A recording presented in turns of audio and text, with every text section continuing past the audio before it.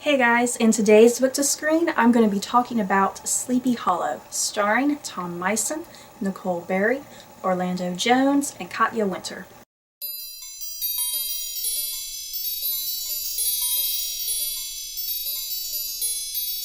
The first season of Sleepy Hollow had 13 episodes and aired on Fox. So a quick summary: after dying in a battle nearly 2 centuries ago, Ichabod Crane wakes up in modern-day Sleepy Hollow. Ichabod meets Lieutenant Abby Mills, and together they realize they have a destiny to unravel all of these mysteries that harken back to the founding fathers of America. So before I get going with the review, I'm going to say that there are probably going to be some minor spoilers in this review, so if you have not seen the show, it's probably best you do not watch this. Wow, you guys, Sleepy Hollow was freaking awesome. I loved it. It was so amazing from start to finish. I thoroughly enjoyed pretty much every single episode.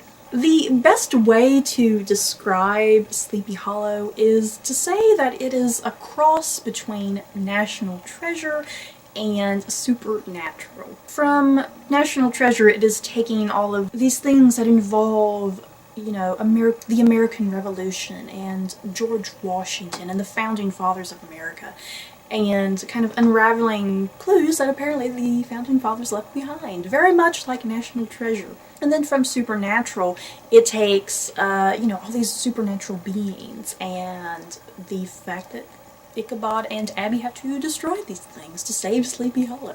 They are. Ichabod and Abby are seriously like the Sam and Dean of the show. This show had some truly fantastic acting. All of the actors had beautiful chemistry with each other. It was just so great to watch. There were some cheesy moments on occasion, mostly kind of dealing with the effects. This is just a regular network channel.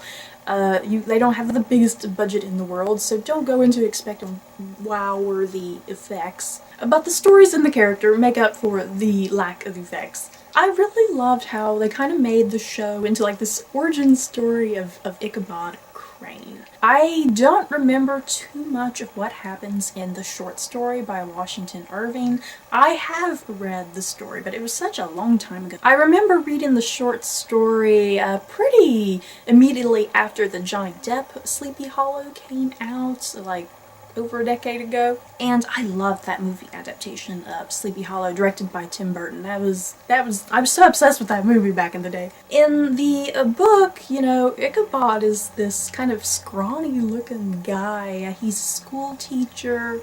He has like these big ears and funny looking nose, and he's kind of like bedraggled looking. And he's in love with this girl named Katrina Van Tassel, and Katrina's like she's like a plump woman. She's not really described as being attractive whatsoever, but Ichabod loves her. Then you have the story of the Headless Horseman, and at first it's kind of a prank, but then the townspeople of Sleepy Hollow realize that there is really a Headless Horseman. And that story kind of ends that you don't really know what happens with Ichabod or the Headless Horseman, if I'm not mistaken.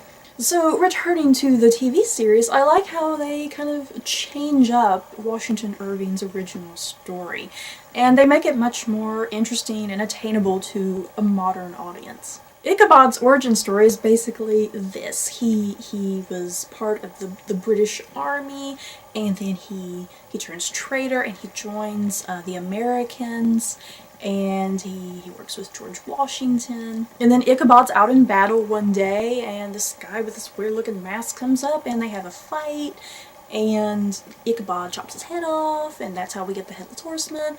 And then Ichabod he's wounded, and then we find out later that his wife, Katrina, who's like really hot, you guys, she does like some voodoo or something, and she kind of makes Ichabod like in a coma, and then that's when he wakes up 2 centuries later.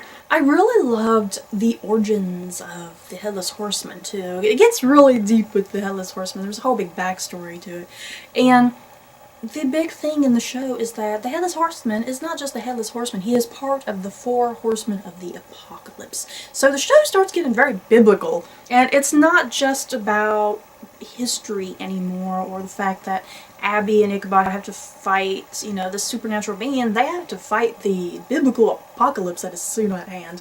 So just to get into some minor details with some of the characters, Tom Meissen as Ichabod Crane. Good God, that man is hot, you guys. He's like really tall and skinny, and that's kind of my type right there. And like I said, he was a British army guy, and then he turned traitor, and he went to the American army. And I love all of that backstory with him, and I loved his backstory with how he met Katrina. I loved how Ichabod functioned or did not function in modern society. It took him a little while to kind of realize, hey, this is not the early America that I'm used to. Ichabod had to learn how to use phones and computers and modern lingo. I just loved his commentary. Ichabod, he was like this commentary throughout the whole series about like political issues. There's this really great part where he's talking about bottled water, and he says, you know, back in my day, we just got water for free. And it's so true. It's like, why do we have to pay for bottled water? And I love how Ichabod kind of just took everything in stride and took all of this in, and he didn't get too overwhelmed, and he really adapted as best he could. Even though he kept the American Revolutionary style clothing, which was fine. I liked that. I liked seeing him in those type of clothes rather than the modern garb that we wear. There's a funny part where Abby is trying to make him change his clothes, and he's just having none of that. He can't stand jeans. But yeah, Ichabod is he's just such an upstanding character. He fights for what is right, and he wants to do the right thing, and he's very loyal to Abby, which was really nice to see. Moving on to Nicole Berry as Lieutenant Abby Mills. She was so wonderful, just a really great breath of fresh air. She's very strong and determined, and just a really kick-ass female character, but not so overly kick-ass that she doesn't have her emotional moments. There's this big whole interesting backstory with Abby and her sister Jenny that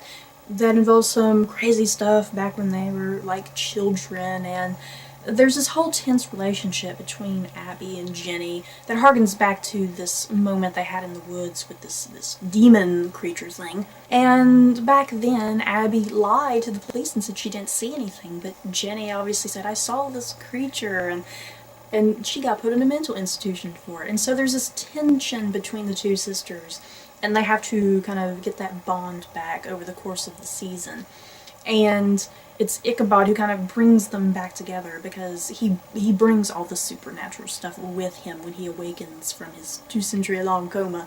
And so it's then that Abby believes in all of this and believes in Jenny. Then we have Orlando Jones as Captain Frank Irving, and it seems like they were trying to take Washington Irving's name for this character as a little kind of aside. He's a really awesome character. I think they didn't really show too much of him early on. They didn't start showing him a lot more until kind of near the end of the season. He has some family issues, the poor guy.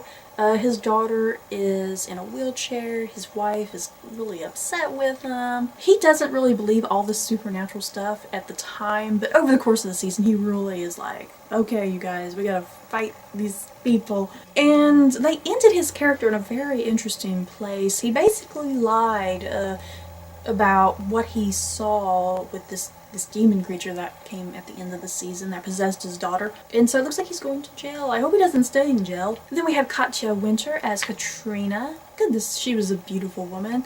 They didn't really have her in historically accurate clothes, really. She was always in this little black dress get-up thing, just to make her look sexy, I think, and have her hair blowing in the wind. But when she was alive, they did have her like in the American Revolutionary type of clothes that looked more like what she should be historically wearing. I think Katrina and Ichabod had a pretty great chemistry going on between them. Katrina was barely even in the season. She kind of just would pop up in an episode for a couple minutes, or she would not pop up at all in any episode. She kind of didn't really pop up until really that last episode. Though they did have some random episodes in the middle of the season, flashback episodes, like how Katrina and Ichabod met, and some other interesting things that I don't want to spoil. The one thing that I am hoping never happens on the show, I really hope Ichabod and Abby do not hook up, because that would be very cliche. I ship Ichabod and Katrina. I really like Ichabod and Abby as friends, like extremely close friends. They have this really kind of brother-sister relationship, and I want it to stay that way, because that would be incredibly cliche to have them hook up. And wow, you guys, that cliffhanger for the end of season 1, did anyone see that coming? Wow. I kind of momentarily had that thought in the back of my head, but then I quickly dismissed it. And then it had just happened, and I was like, oh my god, that was a great cliffhanger. I cannot wait for season 2. So have you guys watched Sleepy Hollow? Have you watched any other Sleepy Hollow adaptations? Did you read Washington Irving's little short story? Don't forget to like, comment, and subscribe, and I'll see you guys next time. Bye.